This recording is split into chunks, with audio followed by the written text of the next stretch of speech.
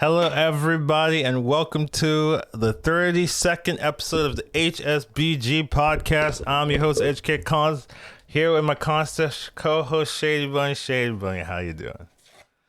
I am doing very well, Collins. Thank you for asking. How are you? I'm doing great. We missed last week. Pretty much my fault. I forgot because of mercenaries. I was too busy getting rank 1 in EU. You know how it is, you know. I wonder how long it would take. All right, guys, less than half a minute. There we go. It's out there. But yeah, I did actually just lose track of time and forget. But unfortunately, we weren't able to reschedule in a proper manner, so just figured out to address that at the opening, just making sure everyone knows that it was my fault. We missed last week. Everyone blamed me. Shady was innocent. Shady was ready, roaring to go. Even messaged me like, hey, are we ready? And I was like, for what? And then he's like, the podcast is Thursday. And I was like, oh, it's Thursday. Wow, time goes real fast. So yeah, anyways, we missed last week, but we're here back on track, back on schedule. We've got a lot of exciting things to announce. A patch drop today out of nowhere. Well, maybe not nowhere, but patch dropped relatively new, and we're probably going to talk about that and just a lot of the little things. It's been 2 weeks, right? So we have 2 weeks of content. We're going to pretend we don't, right? We're just going to speak through these things. But let's just move on to our first topic of the day. We've got our weekly overview. Making topics while playing is easy. You can see here that the topic is out of frame. This is a little bit too big compared to where it is. You can see the speech bubble is a little bit clipped. Hopefully none of the other topics have that issue, but yeah. Generally, we've got 2 weeks to cover. I would say, we did at least like 2. We did more of just playing together. There was a little like lull in the middle because of mercenaries, but other than that, we've been doing well. Just doing more of a leveling style of gameplay, I guess is what I would call it. Not really forcing comps until we have like that clear direction, very, very clear. If you hit double grease spot, okay.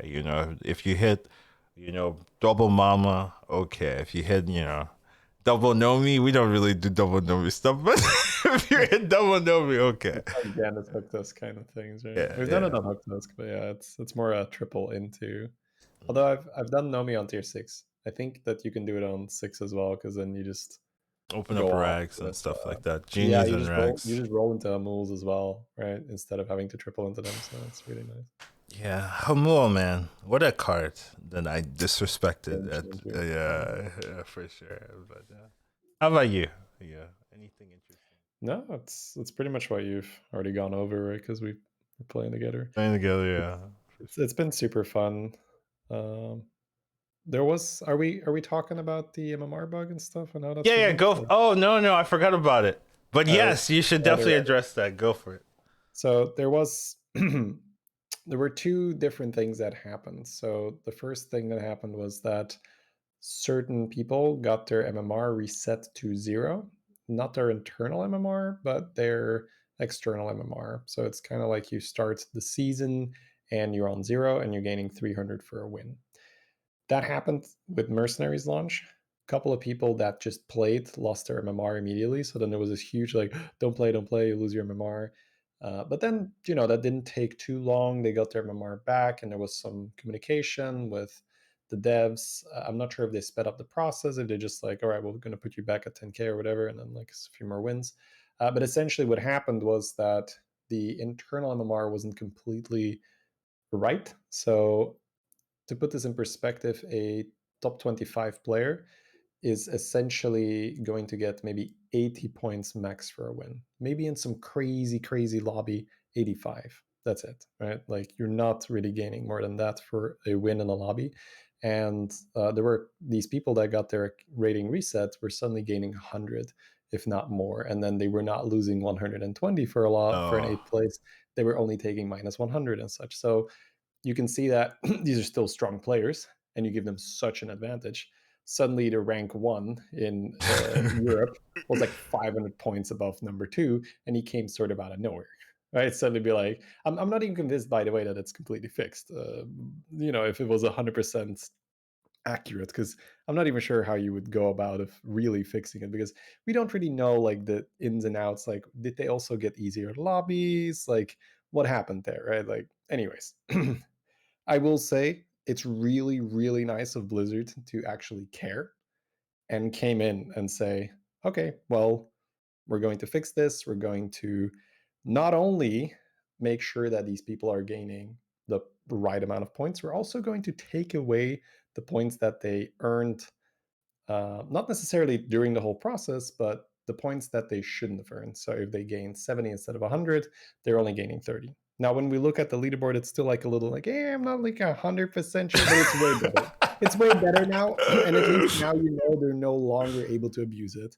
Because this is another thing where you can talk about, where what do you do? What do you do when this happens to you?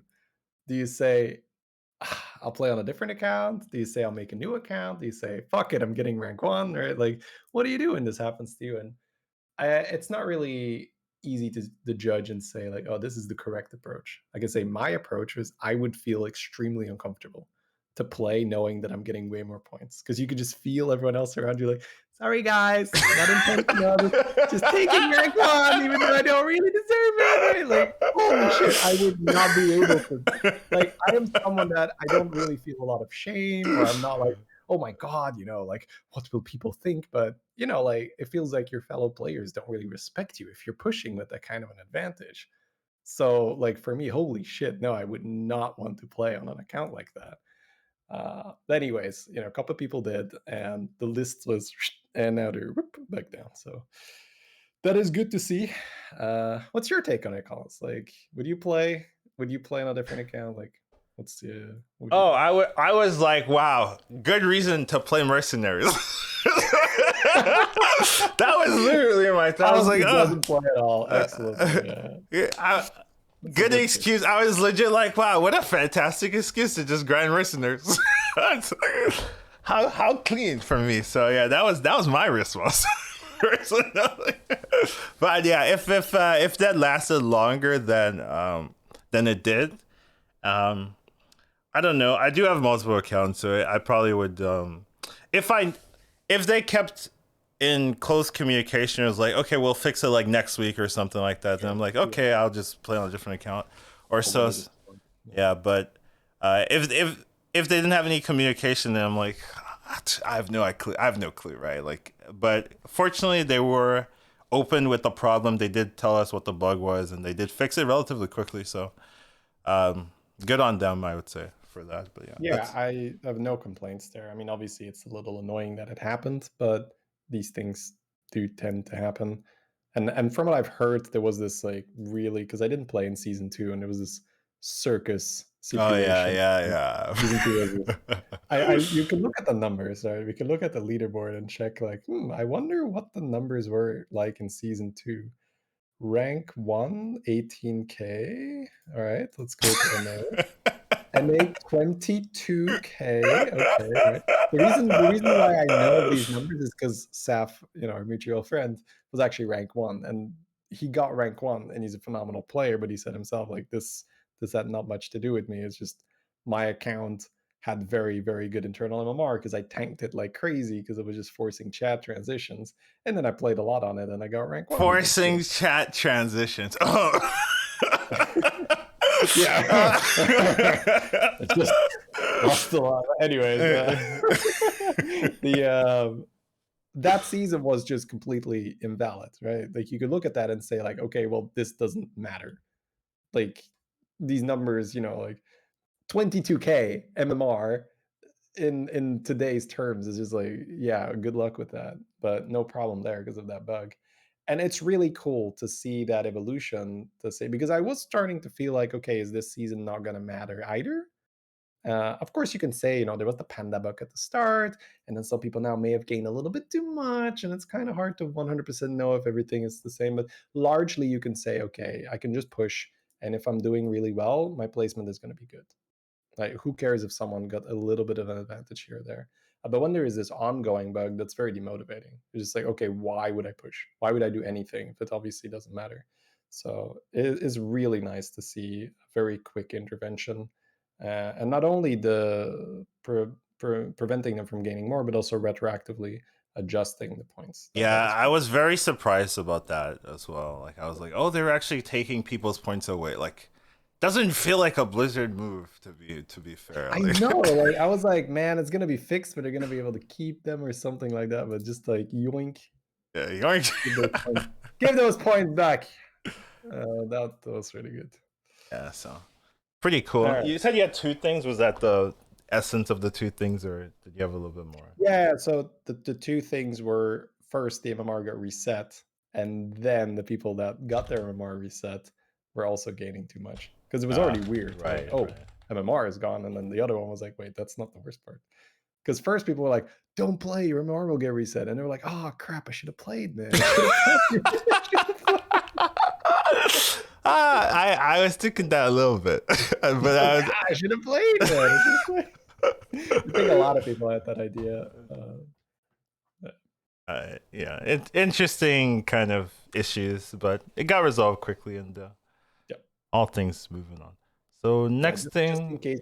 Well, first, like, because there was, like, the only reason I'm bringing this up is because there was a viewer in my channel saying like, "Hey, I lost about 1,000 MMR. What the hell happened?" For the top 10% of players, they have been adjusted. So if you are in the top 10%, so like reasonably, I don't even know exactly where the cutoff is for top 10, top 10%. But if you are suddenly missing MMR, this is why, because they adjusted it back to normal.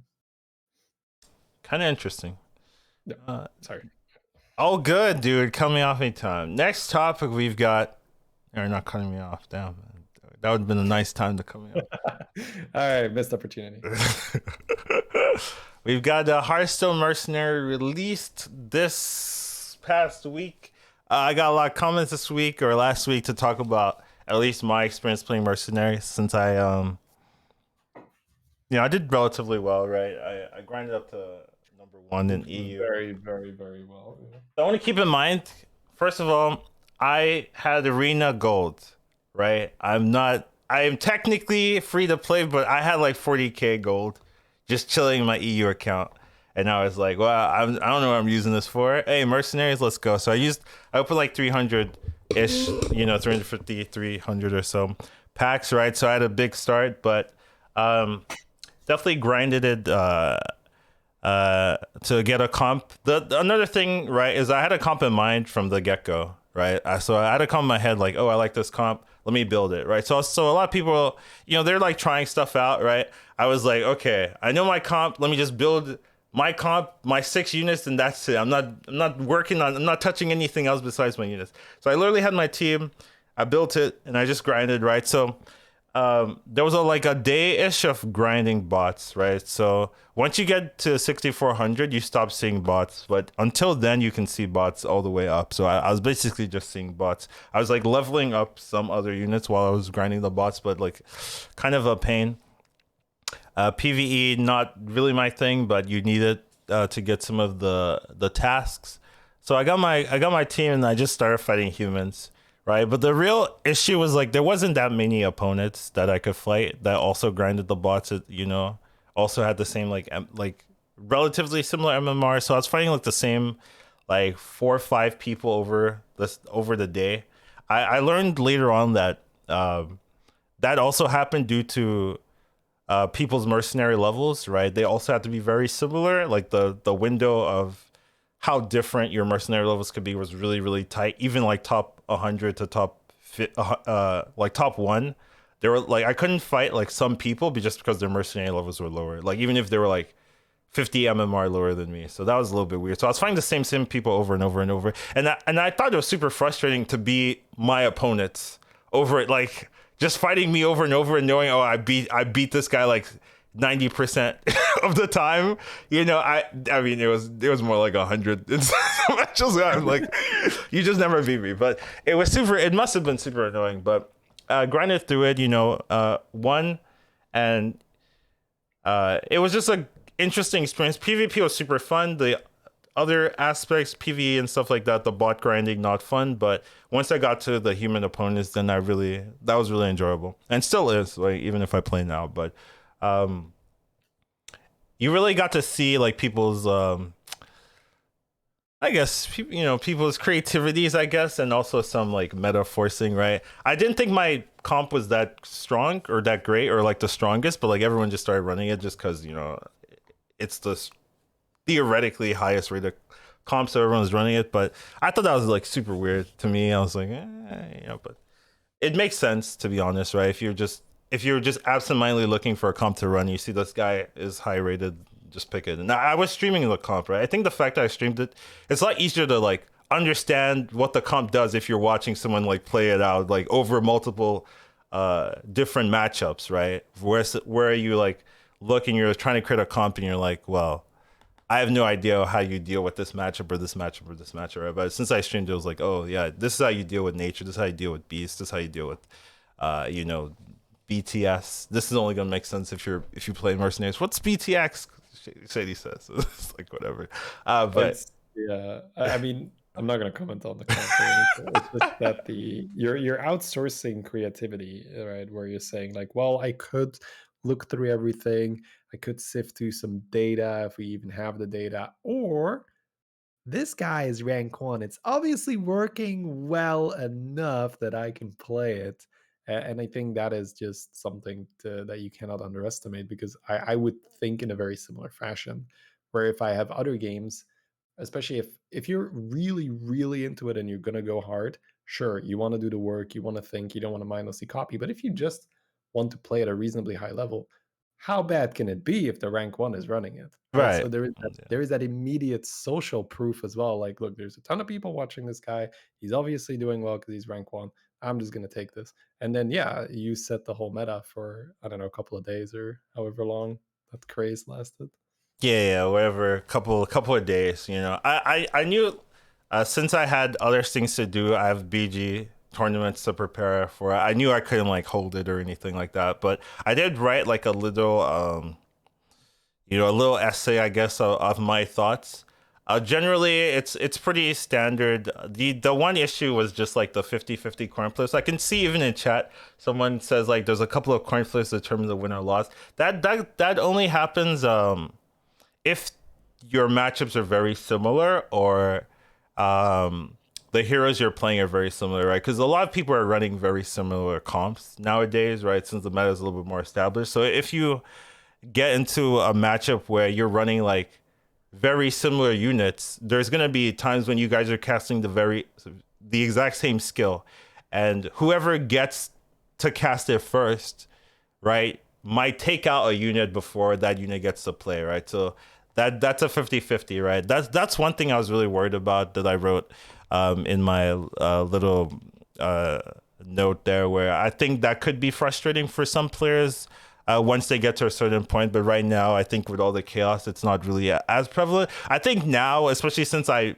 addressed it, more people are aware that, oh yeah, this feels bad, but I don't know what the solution is. Like you'd have to kind of change the game a little bit more than easy, like there's no band-aid fix for it, because it's a fundamental way how the game's run. So that is a like my most pressing issue, I said. But other than that, there's a lot of thinking to be done. There's a lot of counterplay. There's a lot of different comps you can run to counter different comps. I do think that there are some OP heroes, OP items, and stuff like that need to be addressed a little bit before the meta is healthier. And there's a lot of comps that can't be run because, oh, these cards are oppressive, and if you can't deal with these cards, you can't run any other funner or more interesting compositions. So that's a little bit weird, but I think that was bound to happen, of course, right? Just like you just throw a huge, like, lots of variables with a ton of extra players, and you're like, not everything's going to be completely balanced. But other than that, I like overall takeaways. I like good fun with it. I think the PvP aspect is fun. The other aspects were not really for me. I didn't really enjoy it. And I just think maybe the UI could be cleaner as well. And just like there's a lot of room for the UI to be even better than it is. But right now, especially as a player, it's very enjoyable. As a viewer, it's enjoyable if you know everything. Like I can watch someone play Mercenaries and be like, yeah, I like this. Oh, this play is cool. Oh, what did you think about that? Well, you messed up here, da da da. But if you don't know, or if you haven't run through the steps, you get very lost very easily, and it's not super clear as a viewer what everything does unless you're running like third-party softwares to make the skills show up and stuff like that. It doesn't show up normally, so it's just very confusing, and there's not really an easy way to make that clearer at the moment. I mean, unless you're running third-party software. So other than that, I had a good experience. So that was my take on Mercenaries. Pretty fun. I might do a little bit more dive depending on how chat reacts or what chat wants, but I'm relatively open, but I still do have to practice for Battlegrounds right now, so that'll be my focus for the foreseeable future, but after then we'll talk. All right, anyways, moving on. Oh, do you have something to say? No, I just want to say that it's so you to just come in like, I just came in, took rank 1, and then it's fine. Then I left. Like, drop the mic, be like, all right, that'll be that. Back to Battlegrounds. Back to Battlegrounds, yeah. Very, very cool. Yeah, I mean, I figured I could do it. Someone made a post. There was like a post like, who's gonna take rank 1? Someone was like, of Collins, of course. And I was like, oh, thank you. So I did it, and I messaged him like, this was for you. Oh, that's great. I love that. Yeah, just, I appreciate the belief in me, I gotta reward that faith. But yeah, anyways, that was my experience, but we'll see how it goes. I do think it's an interesting game with a lot of room to develop. Just like theory-wise, there's a lot of like synergies that aren't really fleshed out. Like there's a lot of synergies with only 2 cards as synergies. I'm like, there's so much room here. Like, what? There's 6 units in a deck, and you can't even fill half a starting slot with synergy. Like, what? There's so much room there. So definitely with more heroes and stuff like that, there'll be a lot more creativity, I think. So I think there's a lot of room for Blizzard to work with it, but it seems pretty fun as well. So yeah. Moving on. We've got tournament season. We've got some tournaments going on in this week, next week. So we got Twitch Rivals. I think that's the one that's coming really soon. It's on Monday. It's legit like in a couple of days. I was not expecting that actually at all. I was like, hey, very fast, yeah. Shady's like, we got tournament on Monday. I'm like, oh. Wake up, Paul. Wake up. We gotta practice. Yeah. So, it's kind of do you want to explain it? It's kind of a team tournament, but yeah. So the way how I understand it is that well, I'll just explain and then we can go for it. Yeah. The first 5 rounds, you're in teams of 4. There's going to be 8 teams of 4 people. The first 5 rounds are played where you send one of your team members into one lobby and then the other one into the next lobby, et cetera, et cetera. So you're all playing in different lobbies, so you cannot face each other. There is no real team play element other than maybe you'll screen share and say like, hey, what do you guys do here? Do you level? Do you am I crazy or whatever? But for the most part, you're playing your own game, and then you get points. I don't think we need to go like full point structure, but right, yeah, whatever. I think you start with a amount of points, and then if you win, you add points. If you lose points, and then whoever has the top 4 in terms of most points in a team, they advance to the winners bracket, and then the others play in the redemption bracket. And in that section, when you're playing winners bracket and redemption bracket, you'll have 2 people in the same lobby. So it's not necessarily co-op as in we're both playing on the same account. It's we're both playing in the same lobby. So it'll be, we face each other, we level. Yeah, I looked at it again, and that's because I misunderstood as well. Okay. Because you still need to fill it with 8 people, right? Okay. So that's what happens. So there will be more of a, oh, what did that guy have on his board? Should I play around the module? Like should I get a zap?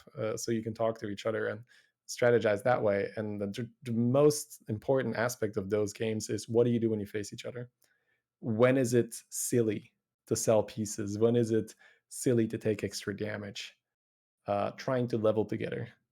Collins and I right now, our playstyle is pushing 6. It's like, hey, let's go to 6, baby. So that would be perfect timing. Like around turn 9. Turn 9 is when we'd like to face turn 9 would be nice, yeah. Yeah, high 5. Hey, we're both on 5, obviously, and then we go to 6. So yeah, that would be great. And then, of course, at the end of all that, we tally up all the points, see who has the most, and they are going to be victorious. So this is super exciting. That's what we are asking for the whole time. So it's really, really nice that it's happening now. So I'm gonna try to do our best. We have been drafted by RDU, and Bofer is going to be our 4th. Our last guest. Hint, hint, hint. Yeah, it's all coming together. Right? Collins, RDU, Shady, and Bofer will be your podcast team. Hope to bring it home. The podcast team, yeah. Something to talk about for next podcast, right? So either be very excited or not so excited. we do have a podcast episode with RDU and Bofer, so if you guys want to check that out, you haven't seen it, go check podcast titles wherever. Anyways, but moving on, yeah, it's pretty cool. Also, for me, I was also drafted for the Global Invitationals, so that will be in China. So it's happening next month. It's gonna be probably grueling. The lineups are stacked every direction, so that's gonna be fun. We'll see what we can do. It's also gonna have mercenary gameplay, so it's gonna be one of the more official mercenary games to be done. So definitely, I hope I can give some mercenary experience to some of my teammates and give them that little bit of edge. But other than that, I'm representing Ane, making sure we take home the crown. But it's gonna be rough either way, especially the time slot. But yeah, I'm practicing for that as well, so it should be all good. But yeah, definitely a lot of tournaments coming up next month. So there was also a tournament last week. I think Blurdy's tournament as well. So there's a lot of interesting games if you want to talk about them or look through them. So yeah, a lot of tournament season. It's pretty cool. We'll see how they shake up. Next month's gonna be very fun or very depressing depending on the results. No, I'm kidding. But yeah.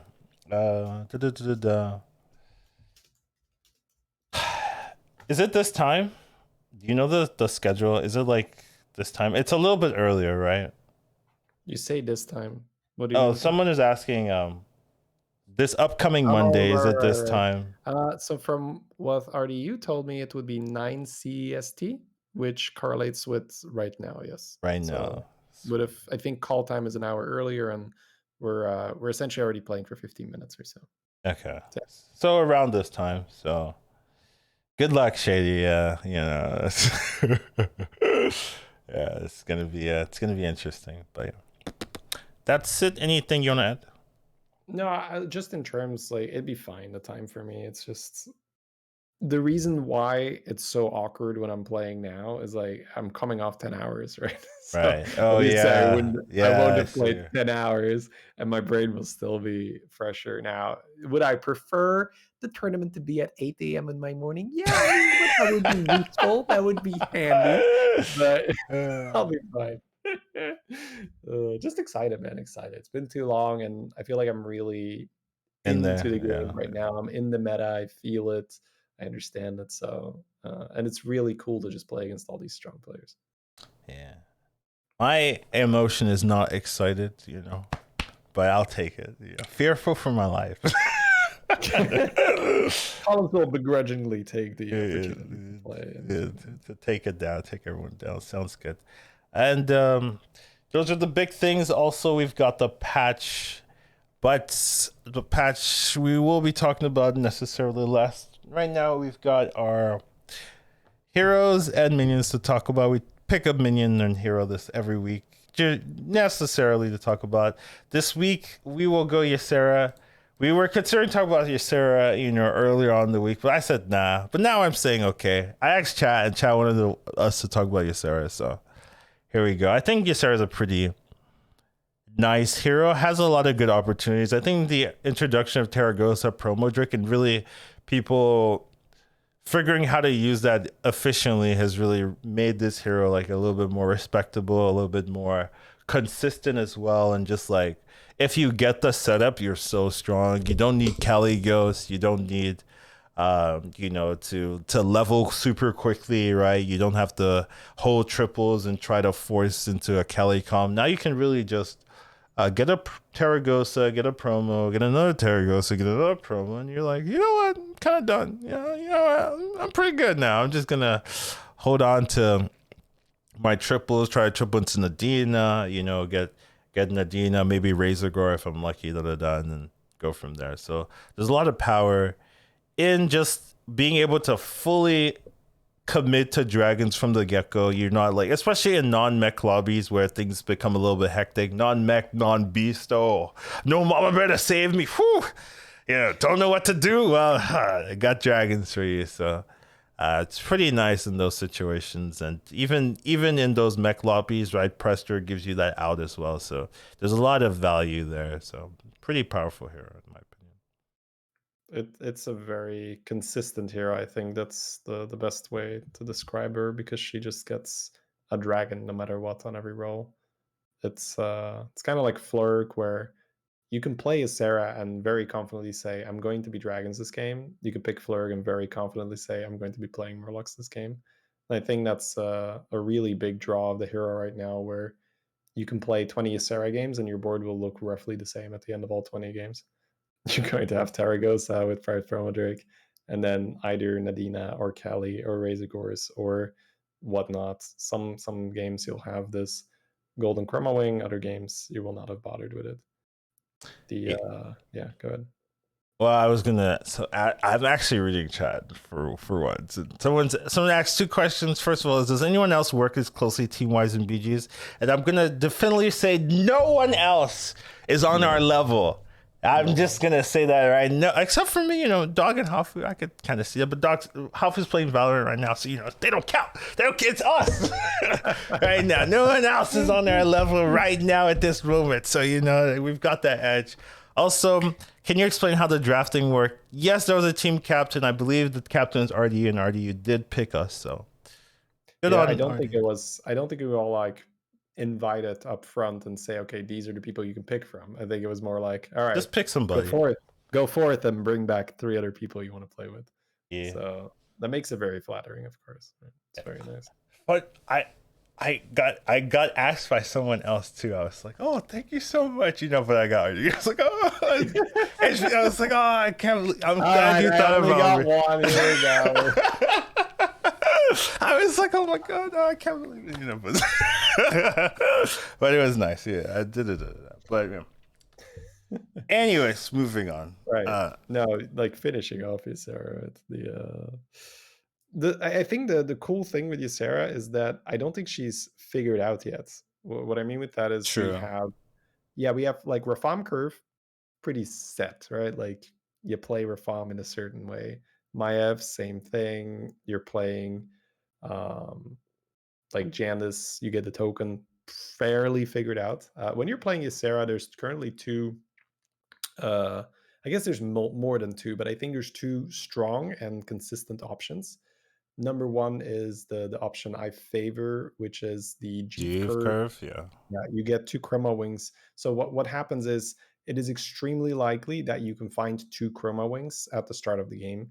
If you can find one other piece of economy or a Sunbacon Relaxer to just give you something that you can sell, because the Jeeve curve will level on 5 gold, which means that on 5 gold you'll need to do something else with the remaining 2 gold. If you can buy a elemental, sell a elemental, and level or something like that, that's perfect.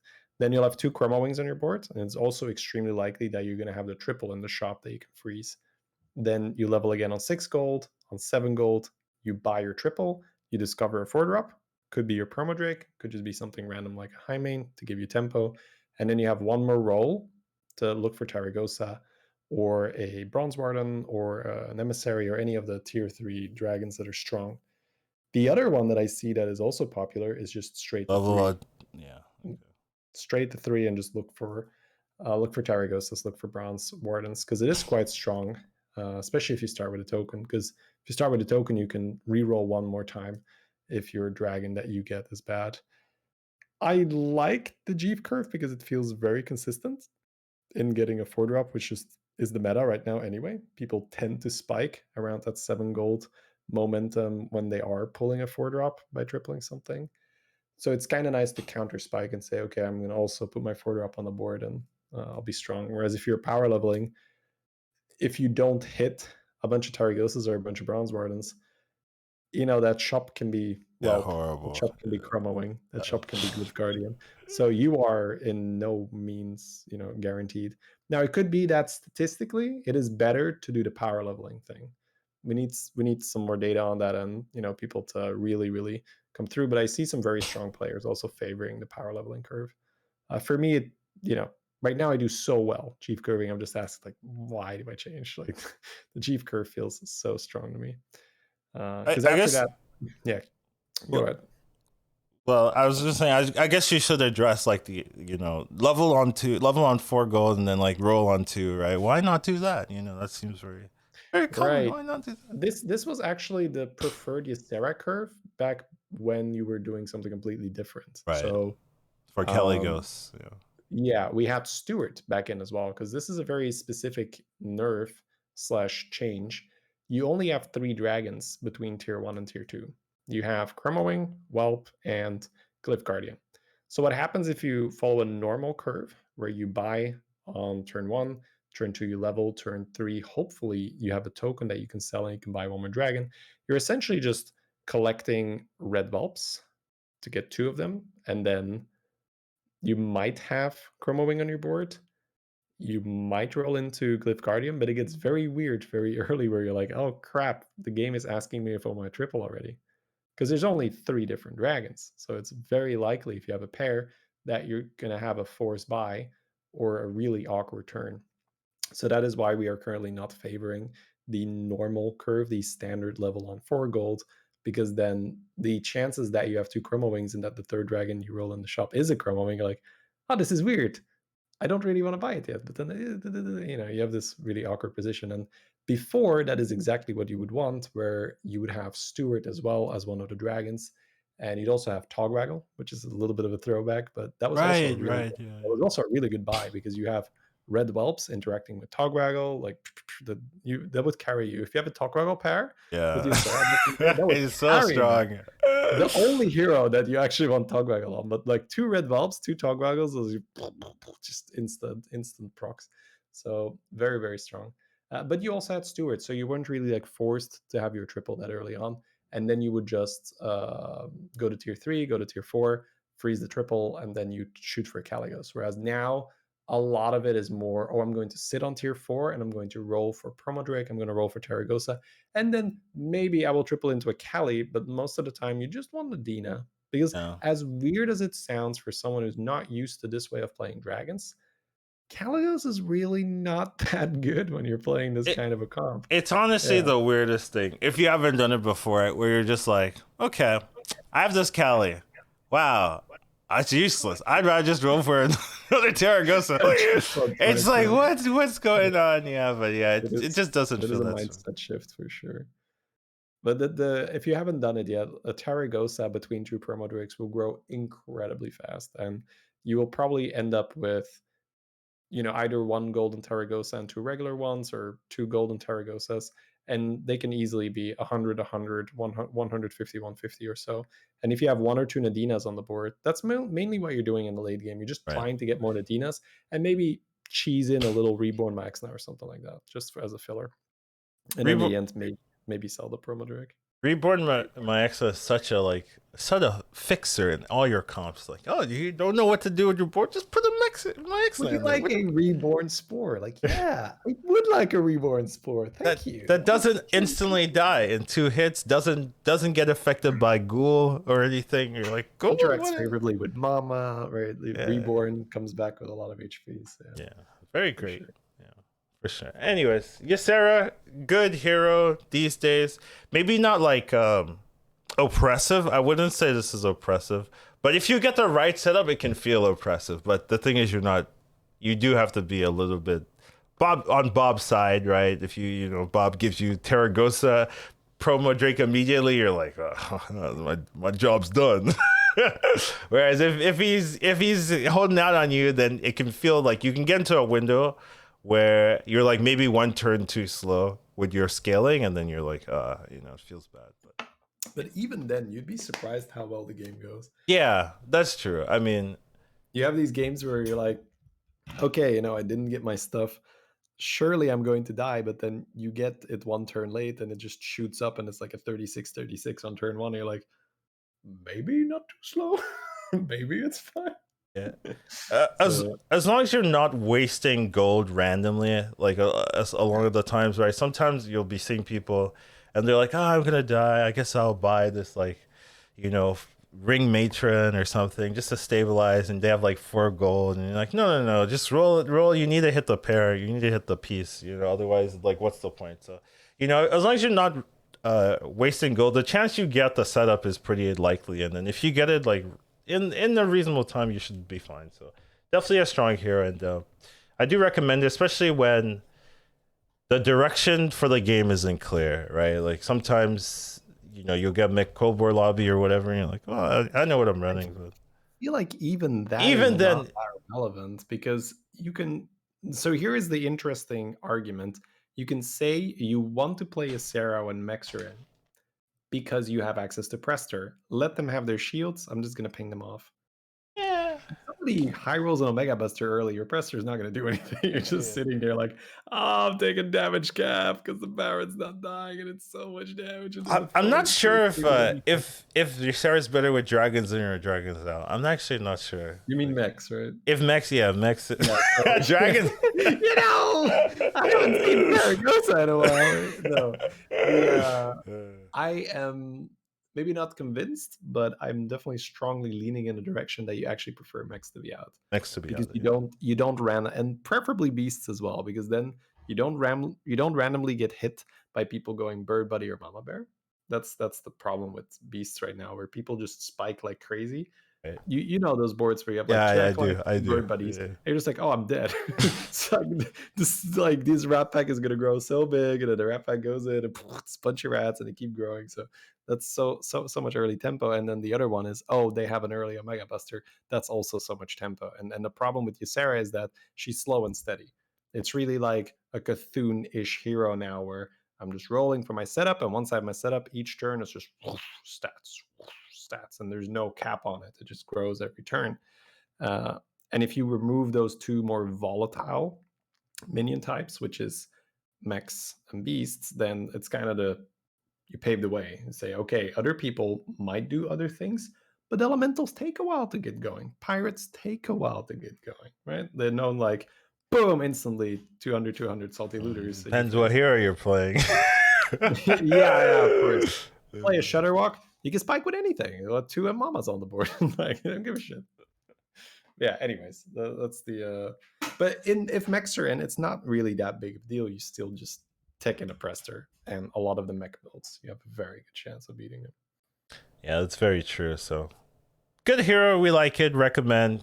Play it whenever you want. Honestly, that's really seems to be what we're going for. Minion we're talking about Shady's least favorite minion, TM, Captain Hogger. Not a hero we particularly enjoy. Actually, we had a really good game with Hogger today, so maybe I should be so mean to Hogger. But yeah, always be throwing it up. Hogger's the best minion in the game. Let's go. Hogger is maybe one of the funner minions in the game. I mean, not the best, but definitely has a lot of good things going for it when you get the right hero and the right setup, right? Double Hogger, Golden Hogger can really do a lot of work there, especially if you're on tier 6 or whatever, right? There's a lot of heroes that can really take advantage of just having infinite gold. Infinite gold, on every hero, I actually think is pretty good. Yeah, so. We tried it. We like it. We like more of it. Yeah, so I mean, it's pretty crazy when you get really two of them. Honestly, I think is really just that simple. If you can get two of them on the board, because Golden Hogger is basically two of them, right? And sometimes you just need a Golden Hogger. So if you can get two of them or Hogger Tony and it procs, right? You just get so much value, and with the addition of Peggy as well, right? It gave Pirates another engine that they needed, right? Because right now, if you did a standard pirate build, your only real engine was salty looters just for stats. But now that they added the Peggy, you now have another avenue to buff multiple minions, right? With salty looter, you just had like one minion that was strong, right? If they had a big poison or something, and they had the right minion, they had an Amalgadon, right? They had the right minion, it's gone, right? But with Peggy, you're buffing everything except for the Peggy, which is actually good because you can sell the Peggy late game for a selfless, right? So it actually kind of fits its own meta. And like, yeah, we don't want to buff this. We'll sell it late game for a divine shield. So, really, really nice to be able to just scale, infinite gold. Time is the problem, right? It's not your money anymore. It's your time. You're now a rich man or woman. You don't have time to buy like triples and stuff. No. Just buy and sell, buy and sell. Yeah. So I don't know why I'm talking about it when Shady could talk for days on this hero, but You just making sure I don't talk too much. Right? That's fair. I'm trying a little bit. It doesn't seem to be working too well, but yeah. Hogger is just. I think that easily I can say like if I were to have a perfect memory, I could say like, well, what are my 10 favorite games I've played in my career? It's gonna be 10 Hogger games. Oh my god, damn! I don't think I would do that. No, like maybe some elemental transition when Gar was in. Those are also really cool. But I would say that we can cover a little bit of what your board looks like when you're playing APM Pirates to just Here put we it in. go. Yeah, now we dive. This deep dive, 20-minute Hogger deep dive. Let's go. Quick little 20-minute Hogger adventure, Collins, in and out. Come on. But I think the real challenge is getting to that stage. So we'll just do a little bit of a explanation of what you're aiming for and then how to get there. So the board you're aiming for, as Collins mentioned, if you have 2 Hoggers, it's really cool. But the end game goal is to have more than 2 Hoggers, because 2 Hoggers, you only make gold when you're buying the money pirate. The 3/3 that sells for 3 because you're buying it at 1 gold and you're selling it for 3, you're just printing money.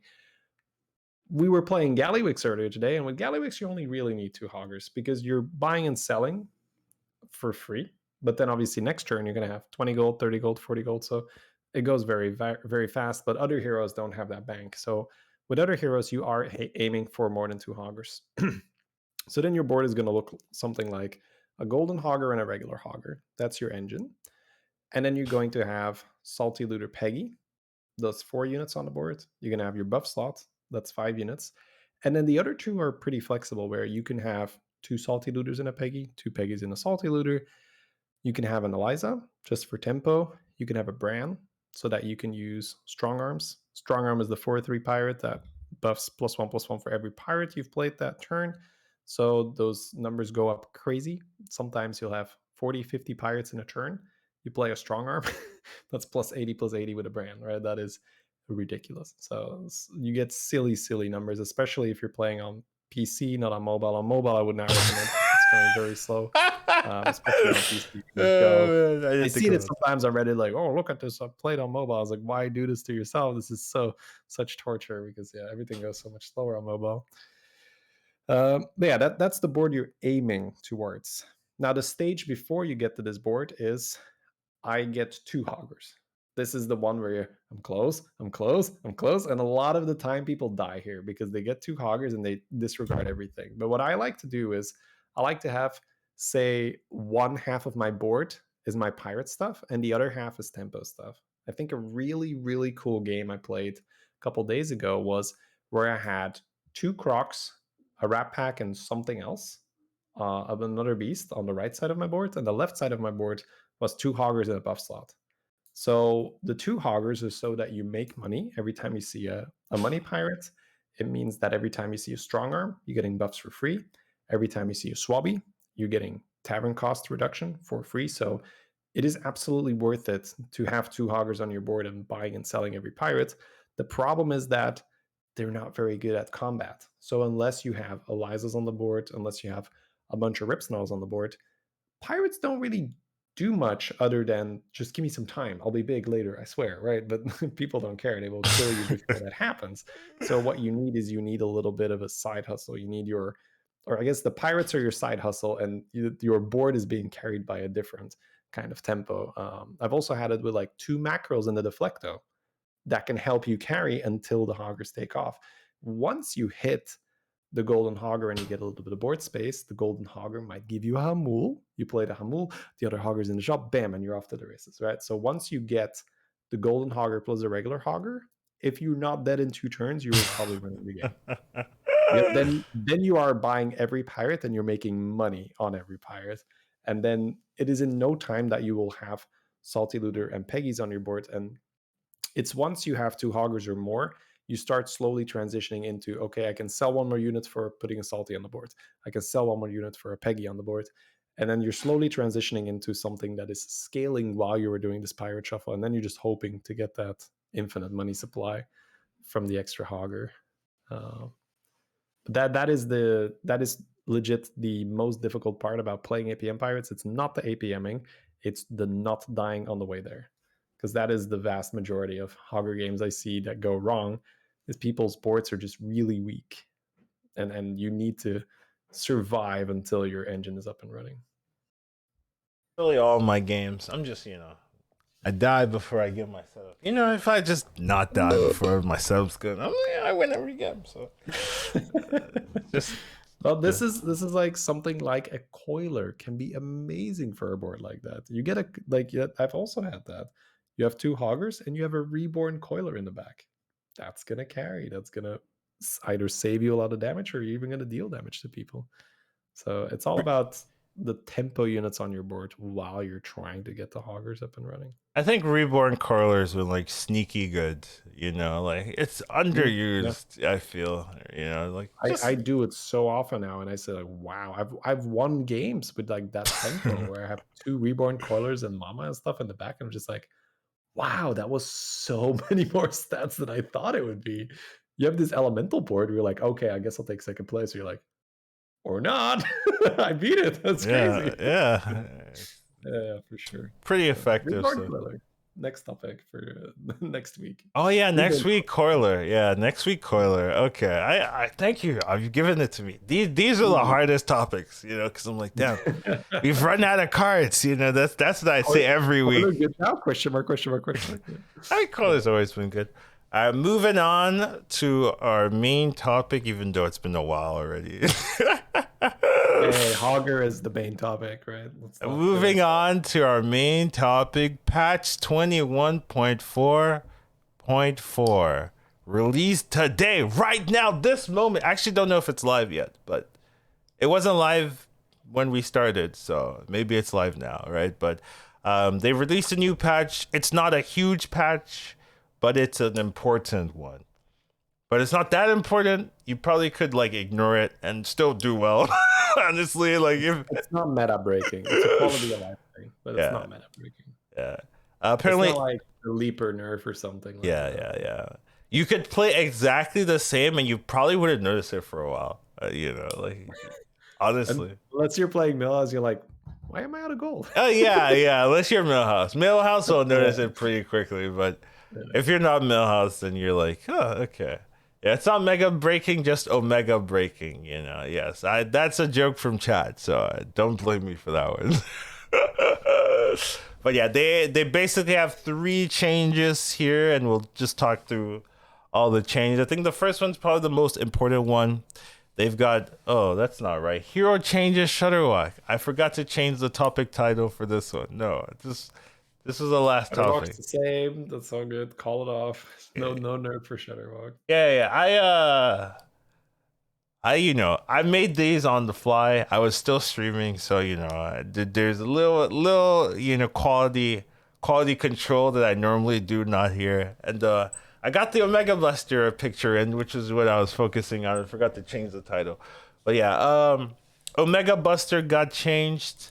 So it used to be a 6/6 with Death Rattle, summon 6/1/1 microbots. Now it's a 5/5, so not a big change. Not really gonna affect your games. It might even be a buff, right? Now you've got now instead of a 6/6 that could die, now you have a 5/5. So it's a lot easier to kill. Very small buff. Really don't know what Blizzard was thinking with this one. So it's kind of weird, but generally, they like smaller numbers. They're a little too scared changing 6 to a 5. So kind of. What's your thoughts, Shady? It's I think it's normal. I think our prediction was we're gonna see it go from a 6/6 to either a 5/5 or a 4/4, and then the number of microbots is gonna correlate as well. So Yeah. obviously Collins is joking.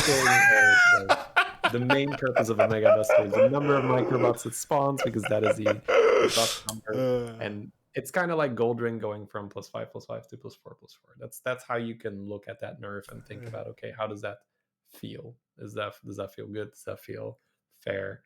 And I still think that this is going to be strong. I think that summoning 5 bots instead of 6, that's still a lot of numbers, but less numbers than before. So it's good to try this and see, okay, is that still a little bit too much? Should it be a 4/4? Should it remain a 5/5? Because there's a lot of comparison to Goldrun, but then we have to also realize that, yeah, Goldrun can buff cleaves, but so can this thing. And this thing can buff macros. This thing can buff deflectos. So the quality of targets that you're buffing, it's also like really, really easy access to Divine Shield Taunt. You just put a module on. Whereas for beasts that have Divine Shield Taunt, you need to roll an Amalgadon and either put a module on it, and it needs to not have spores, or it needs to roll shield, and then you need to Argus it or Helm Master it, and blah, blah, blah, blah, blah. So in almost every regard, this is outperforming Goldrun, and Goldrun comp is still pretty strong if you get that up and running. Not meta breaking or game breaking or oppressive at all, but it's perfectly fine. So just having the option to buff Divine Shields and also buff Cleaves, etc., etc. We'll see whether +5/+5 feels right, or whether they need to take it down one more notch. Yeah, so personally, I was a little bit joking, but I do think this will be an important nerf. I just don't know if it will change how people play with this card, you know what I mean? Like I guess it will give other players a better opportunity to react to the Omega Buster player, but I don't think it's going to change how the Omega Buster player actually plays the game. If they are going to force this, right? You're still going to be like, I'm looking for barons and whatnot, right? And the high roll potential is still kind of the same, right? Like if you get Golden Macaw Reborn with a Baron with an Omega Buster, right? You're still gonna get 70 Divine Shields, right? It's not like instead of 80, you're probably getting 77 Divine Shields, right? So it's still gonna be quite strong if you get the setup, but maybe you have less of that freedom of oh, I hit an Omega Buster, I've instantly win the next 2 fights without really thinking about it. Let me just roll for my pieces, right? You might have to be like, okay, I need to make sure that I'm getting the right pieces, or I have a Baron there so that I don't get in super punished or something like that. So it also lowers the the big scaling if you get the right number of units, right? So initially, if you had 2 units dead, then you fill your board, and then your minions are your 1/1s are 4/4s or something like that, and that was the max amount of strength, right? It's going to be a lot harder to get that max amount of strength there, where you're summoning really good really good microbots, right? The microbots will be a lot smaller, right? A lot of times now you're going to be getting either the 1-1 or the 2-2 variant, right? It's not going to feel as oppressive. So I do think it will be a relatively big change. If people have the right comp, it's going to feel the same, but until they have that perfect comp, it's going to feel like, I definitely feel the power difference or the discrepancy. So I do think it is an important nerf, and a nerf that was justified. Don't know if it's enough, right? But it feels like it should be. I think it feels like it should be, but I have to play with it to really tell. But just from looking at it and thinking, how is it going to change how I deal with this card? I feel like it will change a little bit. Just like, unless they are playing like the, a reform and they have 2 Omegas immediately. I think the 1 Omega might not be like that game breaking play, but then if you have the Kanger, if you have the Macaw, everything else, then it might feel like still like, how this didn't change a thing, right? Because especially when you have the Kangers and the Macaws, right? You end up filling your board anyways, right? And then you get the second proc as well. So the scaling does ramp really hard, but I do think it is a important nerf, right? Omega Buster has been a problem for a long time, so happy to see some changes. I mean, my take on the card, where I think you get this insane spike, but I don't actually love committing to it the same way other people do. I feel like this helps Shady a lot. It's like, even more reason to skip this. Like, and it's not really skip. It's just like, all right, well, let's not completely skip all the Caligos and Ragnaros and all the other good stuff on the Tavern just because we haven't won Omega Buster on our board. Sure. Reasonable. So yeah, that's our thoughts on Omega Buster. Think it is an important change, one that's necessary, but we'll have to see next week if it's in the right really direction. Is. Absolutely, for sure. Next change we have is a bit of a head scratcher in my opinion. Didn't delete the card. It's weird to me. What the hell, man? But Holy Mackerel also got a nerf, one of those slap on the wrist, You can only return half the money you stole, kind of changes where it's like, here, now you need to play a leaper, or what's it called, a mechano leaper? Metal Tooth Leaper. Yeah, Metal Tooth Leaper now, and then it's the same, because that was really the problem, It really had that extra free mechano leaper. That was really what everyone was complaining about. That 8 damage breakpoint got me every time, right? I was playing my 8 health minions, just get wrecked every time. It was just so dumb. But now that it's 6 damage, I feel like I'm gonna be safe. Yeah, everything's fine. There's no problem anymore. This is one of those nerfs that, I mean, we might feel it a little bit, right? Where you say like, old Macro would have killed that. But still, like, dude, I'm not feeling this at all. This is bullshit. This bullshit card just needs to be taken out back and just get rid of it. It's because of another bullshit card that we can cover a little bit, which is not on the list, which is not surprising because I don't think people are complaining about it.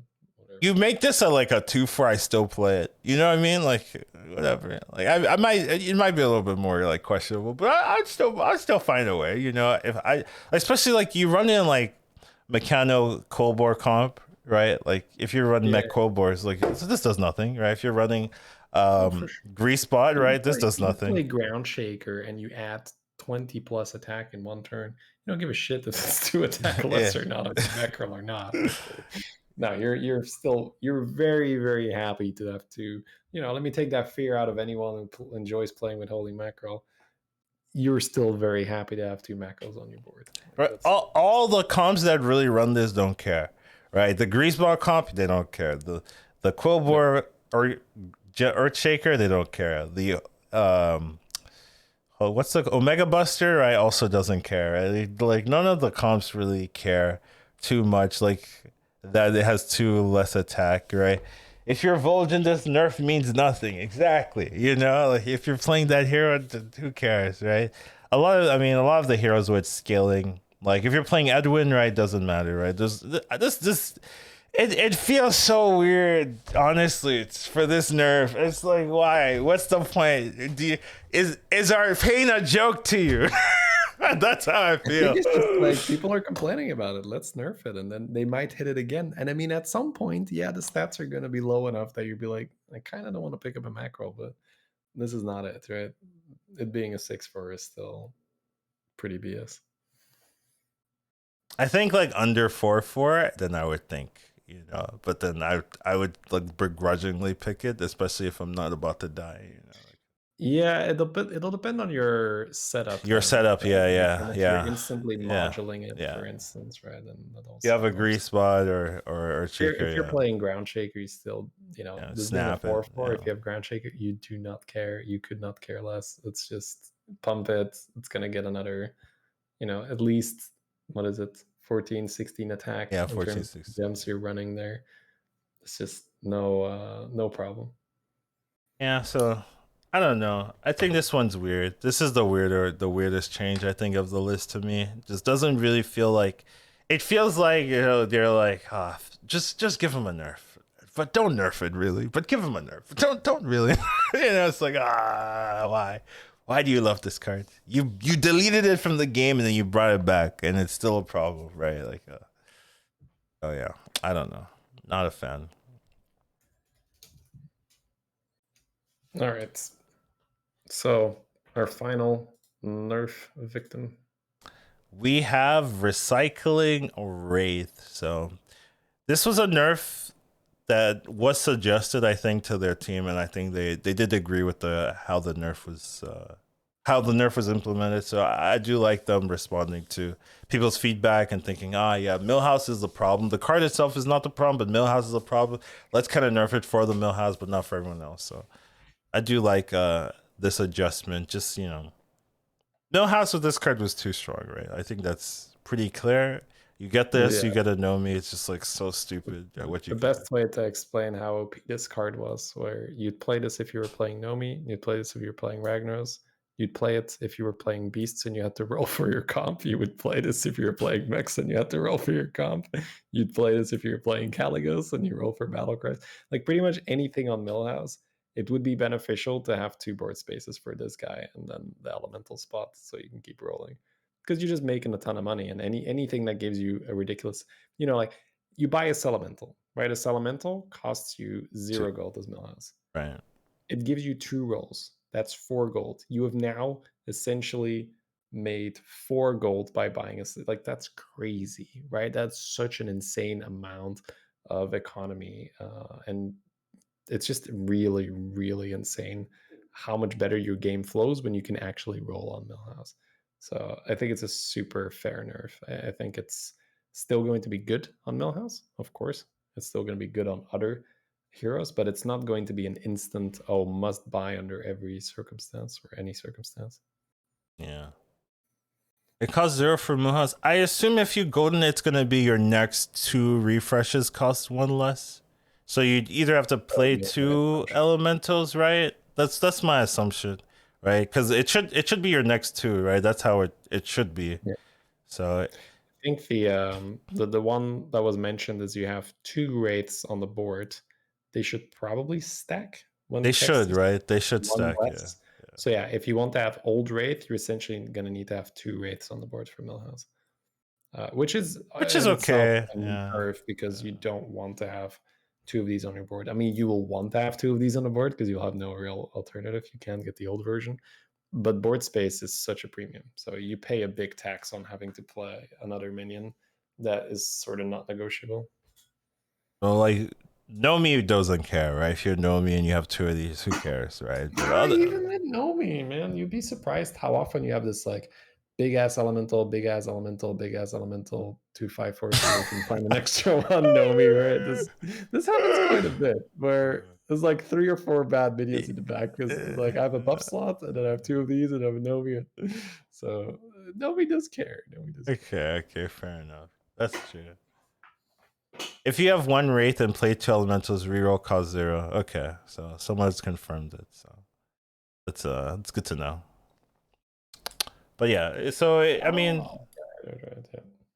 Yeah, so it's a good nerf, I think. Honestly, I'm thinking about it. When you're playing Nomi, this happens a lot where this might not impact it as much. Like at the start, of course, right? At the start, it's going to impact it a lot. But how many times do you have this on Millhouse with Nomi and you're just like, Just like I'm selling, I have too much elementals. I need to play my elementals anyway because I'm buffing. So this might even be more enjoyable, specifically when playing Nomi, by the way. I'm not saying that this is not a nerf. I'm not saying that this is better, but it will feel a lot nicer when you're playing Nomi because you just like play elemental, Once you play get it elemental, online, yeah. roll. Yeah. But you do need to get going once Yeah. you are going, of Yeah, course. yeah. And to get going, it will be a lot harder if you are paying a gold for the rerolls because you don't have unlimited elementals in the start. But it's just like once you're rolling and you have Hamul and all those things, like you find Bran and you have Tavern Tempest, it's very, very often that you just end up wasting a crap ton of these free rerolls because you're rolling anyway. But yeah, a nerf, no doubt about it. I think it's a necessary nerf. This is the nerf I'm happiest to see.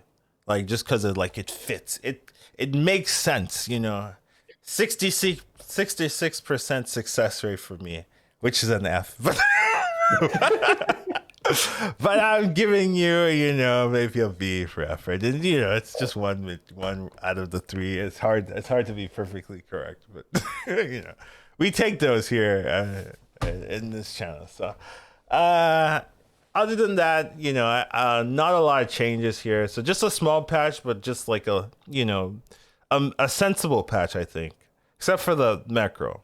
It doesn't make any sense. But other than that, sensible. I mean, it makes a little bit of sense because you're making it less powerful, but yeah, they're not buffing macro, so it makes sense. Dude, if they buff macro, dude, I don't even know where I was going. Oh my god! Back the mercs. Call me when the season ends. Oh my god, dude, you brought a whole world that I never even considered. Yeah, so yeah, let's not do that. I want to talk about Prester, man. This is. Oh yeah, yes. Talk about Prester. That's true. It's so true. That's the one thing that I think they didn't really address, just because no one's talking about it, and it's so well. Some people in my circles are talking about it, but other than that, I feel like higher level players do mention this because we get such a high volume of games that we get exposed to these situations where if you have a Divine Shield oriented build or you're playing George and someone has Prester, you can pack it up. That's so dumb. It's just like, oh, you have one card in your lineup? Well, my entire Divine Shield comp doesn't work anymore. Okay, I guess I'll just leave. And yeah, that is just a really, really frustrating part where do you want to mention some more, or do you want me to just rant away? I'm always glad to hear your rants, but it is. All right, here we go, man.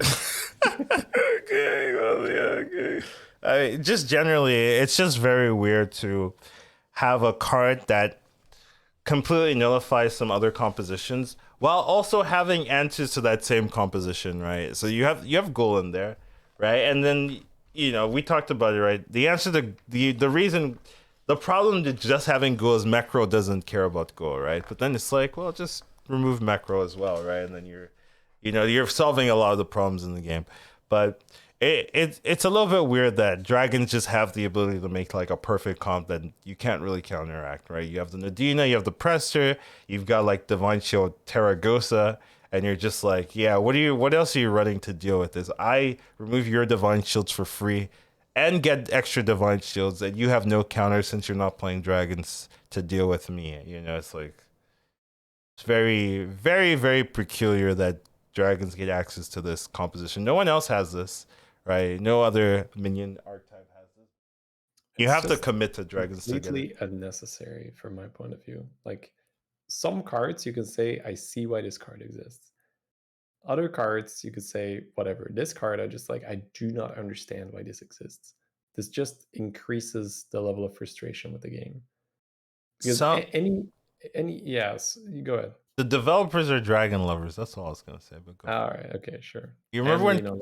Yeah, Reno and Dragon Lovers. You remember when Reno is a dragon. you remember when So Caligos was like a 2 something? They're like, you know what? Let's double the attack, make it a 412. You know, yeah, okay. Caligos has been played. You know, da, da, da. It used to be weaker stat line, but then they buffed it up for some reason. So it makes sense though. It feels right it for now Cali. feels right because everything else has been scaled up to Yeah, counteract with it. But at fair. that time, it was like I was like, why are you buffing this? Like Caligos fair. just wins you the lobby if you get it. Now it doesn't, right? So it feels okay now, but at that time I was like, it's a little bit unnecessary buff love to Kelly here, but yeah. I That's don't know. the frustration I have, or the thing that I don't understand with Presto is you have Ghoul. Everyone has access to Ghoul. We know this. Ghoul offers counterplay. Do you put the Ghoul first? Do you put the Ghoul second? I have a selfless. Do I put my selfless first? Do I put my selfless second? Do I put my selfless third? Are you going to move your Ghoul third? Right? This is this fun little mind game you can have with your opponent where am I going to put my Nadina? Where are you going to put your Ghoul? Is my Nadina going to die before your Ghoul dies? Am I going to be able to kill your Ghoul before my Nadina dies? And this is skill testing in my experience. Of course, there's some RNG to it. Like everything in this game, you can snipe the Ghoul immediately. The Nadina might not die attacking the Ghoul or whatever, and then something instantly hits the Nadina after that. Sure, these things can happen, but at least you have agency. You can increase your percent, and that's what all is about in Battlegrounds. It's about increasing your percentages. With Prester, there is no increasing your percentages other than maybe I can zap it. But if they have a Promo Drake, you can use it to buff the Prester out of zap range. If they just have a Kali and they've been buffing it, it's not going to work. If they have anything, and that's very specifically being a mech player, having to look for zap to counter the counter to your board, right? This is getting very, very weird. Whereas normally it should just be, oh, I have access to Ghoul and I can remove all your shields one time. And then if you have resets on your Deflecto, you can play around that. And I will say that a good counter argument to this is, but what if they have macro? Because right now it does feel like if the opponent is a full Divine Shield board and it's to deflect those 2 macros, you ghoul them and nothing happens. Right? We have the you ghoul them and it's like, okay, the deflectos lose their shield, the macro lose their shield. One thing dies and resets, the deflecto attacks and resets. Suddenly there's again 4 divine shields on the board. It's like, oh, you thought you got rid of us, here we are again. And I do think that feels bad. I think if you have a ghoul versus a divine shield player, it should hit them really hard because you are giving up an entire board slot and you're really targeting their weakness. So the easy solution is like just don't have Presto and macro in the game. Both of them is just they're super toxic. Where macro is this card where it reduces the agency again, where how much you can increase your percent because these guys are just going to play some ping pong or whatnot, and it's just really, really frustrating. We've all had that. Like, this is not I satisfying lost the at all. game due to the ping pong today. You just watch the macros play ping pong, which they're like, "Oh, here's your shield, bro. Oh, thank you, bro. Like, here's your shield back, bro. Oh, thank you, bro." It's just like the most frustrating part is you're playing juggler, and then you watched like the Oh juggler shoot yeah, the I shield, saw that. and normally you remove a shield and it's great, and here it's just like 0 damage, 0 damage, 0 damage, 0 damage, 0 damage, 0 damage. Oh, I got one through, but the thing has a lot of HP because they played Buster, so it doesn't matter. 0 damage, 0 damage, and it's just you're not getting anything done. So macro on its own, I can still kind of see and say, okay, it sucks. I don't like the card. I wish it wasn't in. But the fact that Presto is a card and macro can be used as an excuse to justify Presto's existence makes me think, okay, please delete both of them. At least, with macro, you can still say, okay, I'm going to play the Divine Shield Wind Fury. If they've taunted their macro, I can have an Amalgadon with Wind What if Fury. they don't taunt their macro? What if you Yeah, don't what if have they don't taunt their elementals macro? Hey, in? Huh? I'm Like not a fan. I'm not letting you justify macro's existence. Well, now with the Buster nerf might be a little less oppressive, but yeah, I would be very happy to have both of those cards removed because it just does not make sense. You are playing George, which overall is a decent hero, but you can easily just get a top 7 or a top 6 if you have, like this happened today. We had a very promising George game, and one opponent ghouls us, which is fair. They invested into the ghoul pretty early on, but we take a lot of damage. And then the next opponent has a Prester, and we're dead. But just randomly, oh, I am a dragon player, and I'm putting this complete counter to a whole archetype on my board, and it's still a dragon. It still supports my Promo Drake. It still gets buffed by Caligos. It still gets Divine Shielded by Nadina. It's just like, why is this a thing that is very specifically catered towards dragons? And why do we need another card that is so much hate on Divine Shields? The only reason I can think of is they introduced Mackerel and they felt like they needed to introduce some counterplay. But this is not the right kind of counterplay. This is the very solid, like, okay, rock, paper, scissors. If you play this and I play that, you lose. Like the odds to win as a mech build that relies on Divine Shields versus a Prester player is close to zero. Like you have to pretty much snipe the Prester straight away, or you need to have some god tier RNG. But the deck is stacked so heavily against you, and that's just what I don't like. These very, very polarized. Oh, I guess I will just concede because my opponent is playing dragons. The amount of times that happens, because like mechs are fine. You play mechs are strong. But then specifically you have someone with a Prester and you say, oh, I guess I can win. And that's just a very, very bad feeling. Yeah. Okay. I was thinking about how to nerf it, right? I had an idea in my head a while back where you'd make it the like the first and the third dragon gets the ability, da da da da da. Now I'm thinking like you do that and you also make it not a dragon, so you can't scale it infinitely as well, because that would be it also like give you the zap answer, right? Because right now as a dragon, right, if you try to zap it, right, you're like, well, it's a 10-10 now, I can't zap it. But if you also make it not a dragon as well, right, you don't get that. Oh yeah, here's a 2020 Prester. Oh, you're trying to zap the counterplay? No, it doesn't work here. I think also the Dina gives you the Divine Shield as well. So I think those two changes would make it like a little bit more justifiable, right? It still has that big punch, right?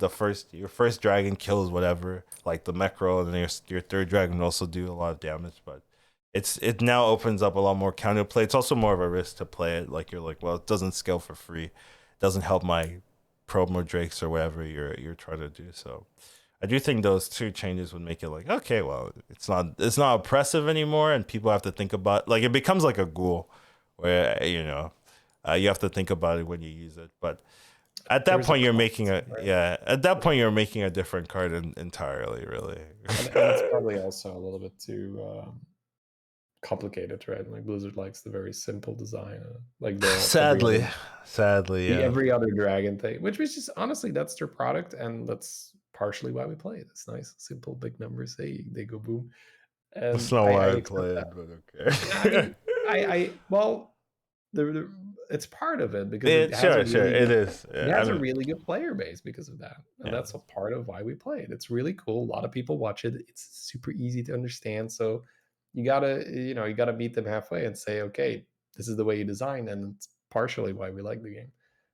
So we can't really suggest these very weird nerfs. I know. Put it on the stack and then flip a coin to see if it removes the shield or something like that. Like, but that's mercenaries. Come on, we put it on the stack. That's not the way they want to design stuff.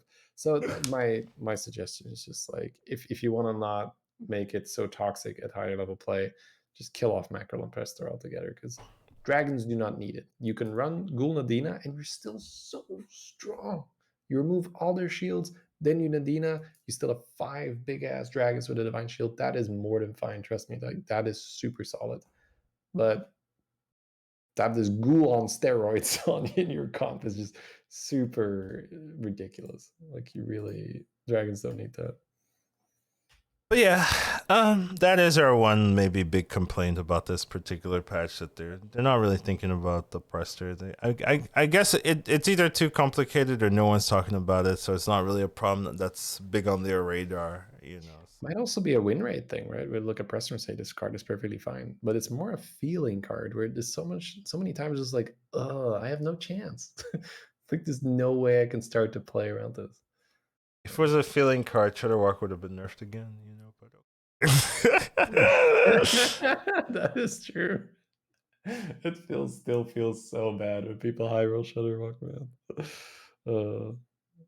Anyways, I think that's everything we've got for today, so it's gonna be it's gonna be over. Sorry guys, 20 minutes on Prester. It's gonna be weird because I'm gonna have to look through, like, usually I look through the first of the VOD because I'm like, oh yeah, this is where it is. I'm gonna have to look to the end of the VOD, or maybe like the halfway point, we'll figure it out. But yeah. It's gonna be... But yeah, that is it for us this week. Thank you guys for watching. Thank you guys for enjoying the show. I hope you guys had a good time. Thank you, Shady, for being here every time, making sure that I'm on time and making the topics, working away. My pleasure, Collins, and thank you so much for making sure that I was going to say each and every week, but So for last week. almost each and every week, you're here prepped and ready, so we could do this. So awesome. Yeah. If you guys want to send us some feedback, just send us a message, hsbgpodcast@gmail.com, and you can catch us on YouTube or Spotify or Apple Podcasts, all that fancy stuff. But that will be it for us this week, and take care of yourselves and have a wonderful day. See you guys.